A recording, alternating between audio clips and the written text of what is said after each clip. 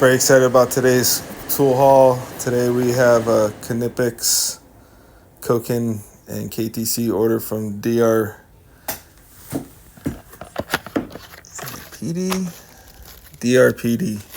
So first up is this 7-inch mechanics pliers for Knipex.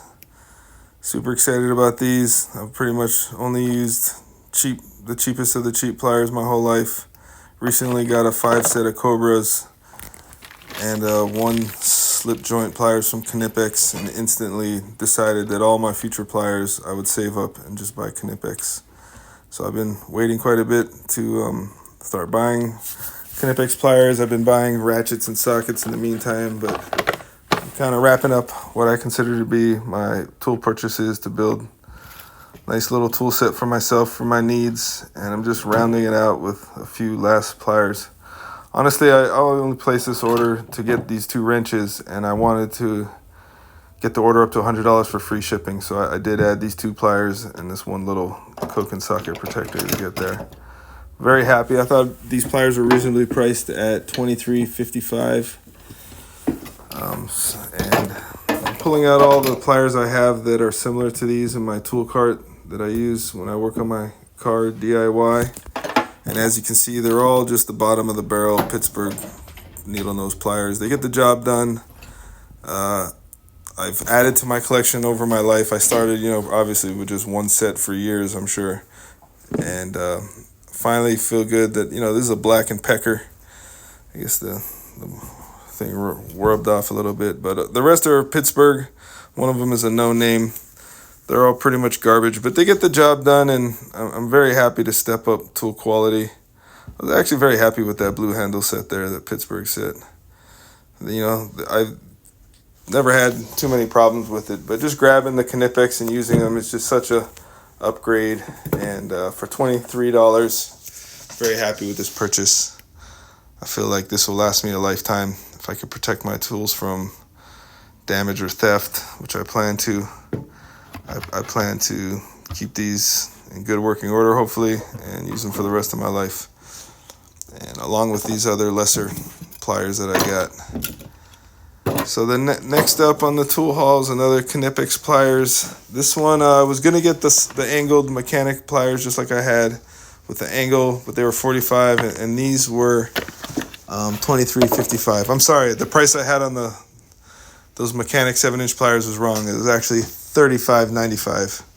So they're not as good of a deal as I thought they were, but still worth it. These for $23.55 to me are a great deal. The Knipex, I know a 3-in-1 tool is not going to be as good as a 3 tools for individual purposes, but this is the right tool to get me to the $100 free shipping mark, and I'm pulling out all of my pliers that this thing should be able to do the job of. I'm sure I'll still use these other pliers, but very happy with this low-end Knipex multi-use pliers. Look forward to using them on DIY projects around the house, and also obviously working on my cars and trucks, specifically Toyota.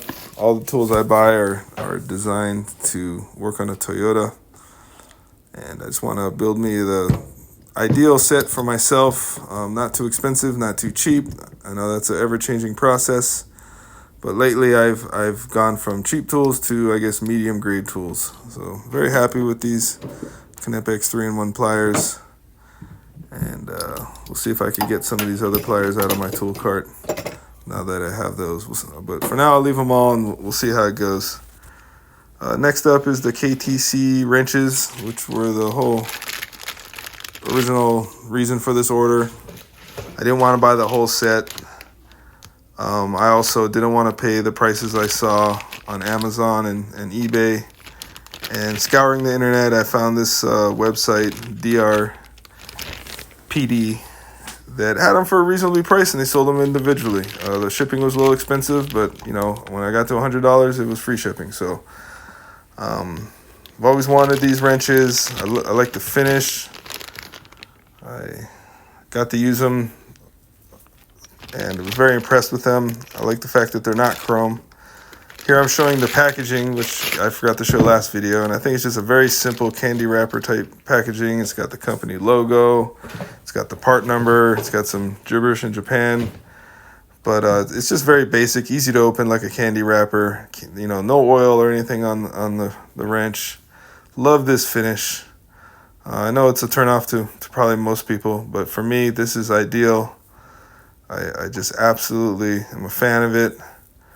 Very happy with the quality from what I could see of these tools or this wrench so far. I love the grip. I love how it feels in my hand, most importantly. Here I'm going to pull out my gear wrenches that this is replacing. I bought these gear wrenches watching the Car Care Nut. This is what he recommended. And I think for his budget-minded tool minimalist attitude, he was correct. But after watching other tool-oriented YouTube, specifically, what's that one? Garage Adventures. I forget the name. Anyway, he basically pointed out some shortcomings of gear wrench. I started noticing them myself. I started watching more videos, and I eventually got convinced that, like, hey, I want a better long box end wrench than these gear wrenches. I don't like the way the reviews are. I don't like the torque test channel showing how bad they are. I don't like some YouTubers showing the finish is pitted, and I looked at mine, and I think he's correct. I think that these have quality issues, and they're perfect for a niche budget. But you know, I ended up buying an entire set from small to large. And in hindsight, I could have just bought a couple of these KTC wrenches, which in my opinion are far more higher quality, and as I'll show later in the video, seem to have a better fit on a fastener from a Toyota. So, you know, hindsight's always 20/20. Maybe I could save somebody from buying these gear wrenches, but at the same time, if you're looking for a full no-skip set of large to small wrenches and you're budget conscious, you know, maybe this gear wrench set is perfect. Also, since I started buying wrenches, I used to love the ratcheting wrenches, but over time I've kind of decided that, you know, while nice, you don't need them to break torqued fasteners. What you need to break torqued fasteners is long-handled, non-ratcheting wrenches, and then once you break the fastener, you don't necessarily need the long handle to ratchet the fitting off. I know a lot of people just use the ratcheting wrenches to break the fastener. I'm trying to learn as I go and do things to be what I consider the proper way. As DIY, I'm not particularly flat rate in a rush, and I'd rather just use a solid box end wrench to break a fastener loose. I'm finding a lot of my fasteners are over torqued, is the industry standard, you know, and it just helps to have an extra long wrench and not, you know, less moving parts than a ratcheting wrench to break fasteners free. So that's the sole purpose of these two wrenches that I purchased. I decided I didn't have proper tools to break 12, 14, 17, and 19 fasteners loose. You know, I figure the 10, the little snap-on wrench I have is plenty long. You don't need a lot of torque for a 10 millimeter. 8, I probably could just use my gear wrench. I don't even need a good wrench. But when you get up there in size, you know, that's when the higher quality wrenches come into play. I also like on these design that it's not chamfered very much. It's I think you need both types, and I think the gear wrench ones are much more chamfered. That will show in the fastener snug test that I do later in the video. So all in all, I'm super happy with these wrenches. I almost bought the 22-24, but they're very expensive. So for the price of these wrenches, the extra long 17-19 was $22.85, and the 12-14 was $16.90, which I think are reasonable prices. So here I am comparing my 17 and 19 gear wrench box end to the KTC, trying to spin it to show the chamfer and the differences in the wrench. I'm not sure if you can see it, but on the chrome polish on the inside, where I'm talking about the chamfer, that's where the supposedly pitted surface on the gear wrench is. I see what the one of my favorite YouTubers is talking about, but I'm not sure. I'm gonna err on the side of he knows more what he's talking about than me, and that the finish is pitted. But if anyone out there wants to make a comment on the gear wrench finish, the camphor, whether it's pitted or not, I'm not sure if I even captured it well enough in the video. Feel free to. So for sure, I'm happy with these wrenches. I think for $39 for these 2 wrenches, it's a fair price. You know, I've been going to the swap meet looking for wrenches and, you know, or in sockets and ratchets and anything that's decent, they basically want full price for.